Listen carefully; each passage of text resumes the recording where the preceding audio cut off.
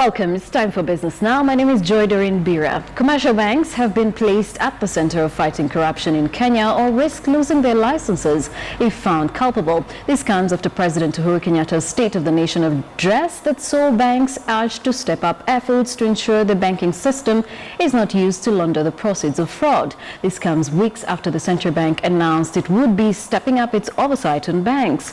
We have more in that report.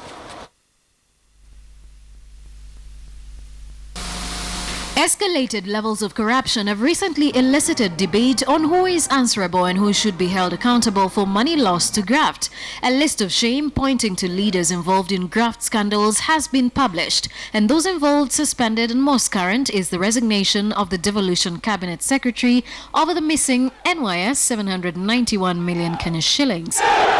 However, it appears only names have been mentioned and not where the money gone missing is deposited, which has precipitated further investigations leading to financial institutions violating the Anti-Money Laundering Act. Commercial banks have now been put on the spot to comply with this act if their licenses are to remain intact. We have met with the Governor of the Central Bank of Kenya, as well as with the head of the Financial Reporting Center, to discuss and agree with them how we can ensure that the banking system is not used to launder the proceeds of theft and fraud. Banks are required to report any transaction above $1 million shillings, as well as any complex, unusual, or suspicious transaction to the Financial Reporting Center.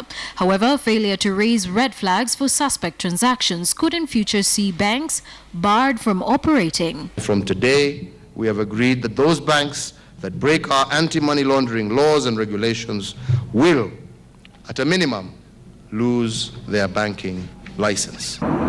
Currently, Family Bank already has 7 of its managers under investigation for the missing National Youth Service 791 million Kenya shillings, while the bank insists on complying to all standard banking laws and that the funds transferred to their accounts were approved through the CBK's RTGS system. The bank, if found culpable, could lose its operating license.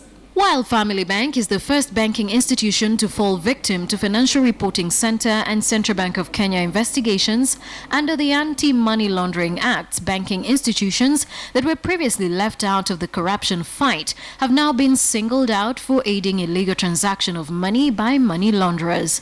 Agreed that every company from henceforth seeking to work with government, both at the national and county level, will have to sign an approved business code of ethics domiciled in the Public Procurement Oversight Agency.